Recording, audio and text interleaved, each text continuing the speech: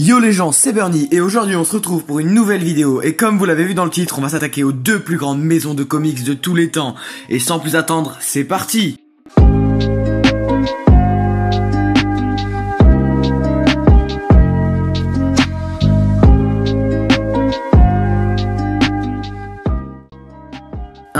Darkseid versus Thanos.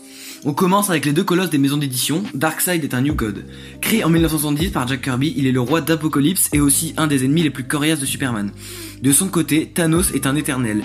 Créé en 1973, soit 3 ans après Darkseid, par Jim Starlin, le Titan Fou est un des plus grands vilains de Marvel. Il est tout simplement capable de battre le colosse Hulk et peut résister à la puissance de Captain Marvel, qui est littéralement un des êtres les plus puissants de Marvel. Pour moi, il n'y a pas à débattre, Marvel a tout simplement plagié d'ici. Car quand on les compare, on voit une certaine ressemblance, mais ce plagiat n'est que visuel puisque leurs histoires n'ont strictement rien à voir. 2. Aquaman versus Namor. Partons maintenant sous la mer, Aquaman. Créé en 1941 par Paul Norris et Mort Weisinger, Arthur Curry est le fils d'Atlana, la reine d'Atlantis, et d'un père terrien, Tom Curry. Il est donc le digne roi d'Atlantis malgré sa moitié terrienne. Namor, on ne sait pas grand chose sur lui. On sait qu'il c'est le souverain de l'Atlantide et qu'il a subi une mutation qui lui a donné des petites ailes aux pieds qui lui permettent de voler.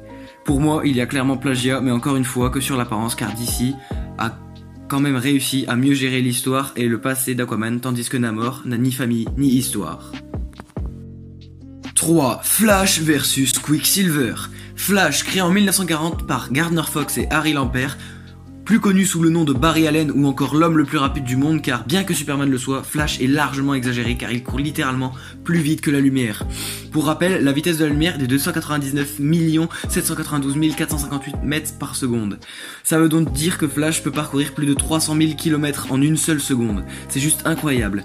Pietro Maximoff, alias Quicksilver, créé en 1964 par les deux grands Stan Lee et Jack Kirby, est un mutant au pouvoir très similaire à ceux de Barry Allen.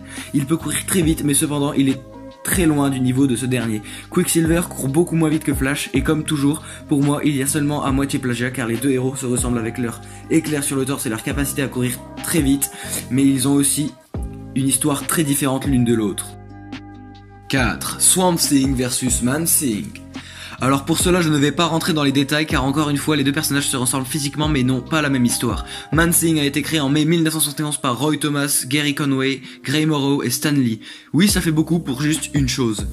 Seulement 2 mois après, donc en juillet 1971, fait son apparition chez la maison d'édition DC Comics créée par Len Wein et Bernie Wrightstone, désolé c'est compliqué à prononcer son nom. Swamp Thing, une copie parfaite de Man Thing, du moins d'apparence.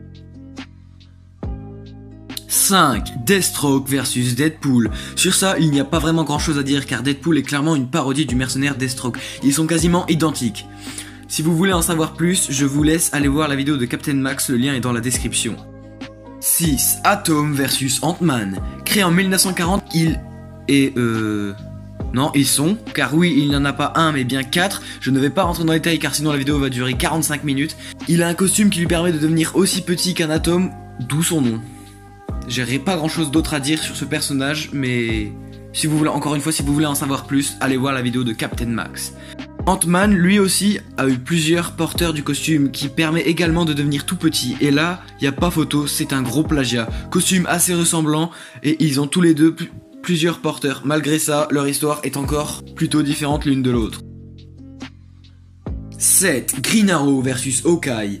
Oliver Queen, alias l'Archer, alias la Capuche, on lui donne bien des surnoms.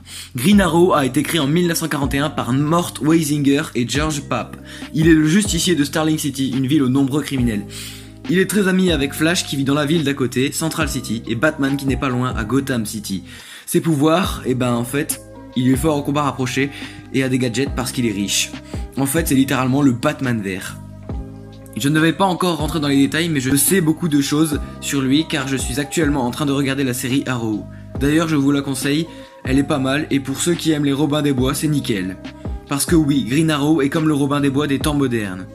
Clint Barton, agent du Shield, est aussi Hawkeye, un archer qui lui est un peu moins riche qu'Oliver Queen. Mais il reste le meilleur dans son domaine, du moins sur sa terre car si jamais Green Arrow et Hawkeye venaient à se battre, je serais clairement pour Green Arrow, il est nettement plus fort de mon point de vue. Il a lui été créé en 1964 par Don Heck et Stan Lee, soit 14 ans après l'Archer Vert. Pour moi, il y a plagiat d'idées de la part de Marvel, mais ça reste pardonnable. Comme toujours, les deux héros se ressemblent physiquement et un peu mentalement, mais ils n'ont pas la même histoire du tout. 8. Batman vs Moon Knight. On en parlait tout à l'heure, le Dark Knight de Gotham, clairement le meilleur super-héros de tous les temps, créé en 1939 par Bob Kane et Bill Finger. Il est le deuxième super-héros au monde après le fils de Krypton.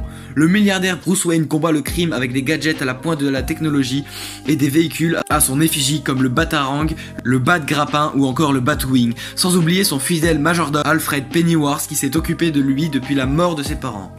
Son homologue chez Marvel est une bonne copie de celui-ci car Mark Spector alias Moon Knight, qui fut créé en 1975 par Don Moenck et Don Perlin, est lui aussi un milliardaire qui combat le crime la nuit. Il a en effet des gadgets à son effigie comme des boomerangs en forme de lune, des grappins ou même le Mooncopter, et pour couronner le tout, il a aussi un majordome nommé Jean-Paul Deschamps. Il arrive encore une fois à se différencier du Chevalier Noir par son histoire, mais ça reste un plagiat de la part de Marvel. 9. Solomon Grundy versus Hulk. À la base, Solomon Grundy est une adaptation du monstre de Frankenstein et Hulk en est aussi. Donc, il n'y a pas vraiment plagiat et donc pas grand chose à raconter. 10. Superman versus Hyperion. Alors là, il y a eu bien des copies du fameux super-héros Superman, le premier dans sa catégorie, mais Hyperion en est presque une pâle copie. Si je vous dis Clark Kent, ça vous dit tout de suite quelque chose, forcément. Et maintenant, si je vous dis Mark Kent, vous me direz que c'est son frère. Eh bien vous avez tort, Superman est fils unique sur Krypton et sur Terre. Mark Kent est tout simplement la véritable identité d'Hyperion. Sur ce coup-là, il y a clairement plagiat, car physiquement ils se ressemblent, même carrure, même costume, mis à part le symbole. Et là, pour le coup, même histoire. Car tout le monde sait l'histoire du jeune Kal-El. Envoyé sur Terre car sa planète natale Krypton fut détruite, il fut adopté par les Kent, une famille de fermiers, et bien devinez quoi, Mark fut adopté par une famille de cultivateurs, il a les mêmes pouvoirs et son point faible sonne quasiment pareil que celui de Superman, qui est la kryptonite, l'argonite et donc le point faible de Mark Kent alias Hyperion. Je tiens à préciser que la plupart de ces informations, je les tiens grâce à la vidéo de Captain Max sur la chaîne Bang. Mais après quelques recherches, j'ai découvert qu'Hyperion s'appelait en fait Mark Milton. Et voilà les gens, c'est la fin de la vidéo, j'espère qu'elle vous aura plu car j'ai vraiment pris énormément de temps pour la faire. Dites-moi en commentaire si vous voulez une partie 2 et dites-moi aussi si vous voulez que je fasse une vidéo sur un personnage dans tout cela. Une vidéo complète où j'explique leur histoire et tout. Bref, n'hésitez pas à liker, comme ça plus il y aura de likes et plus ça me donnera envie d'en faire une seconde partie. Abonnez-vous et sur ce, ciao!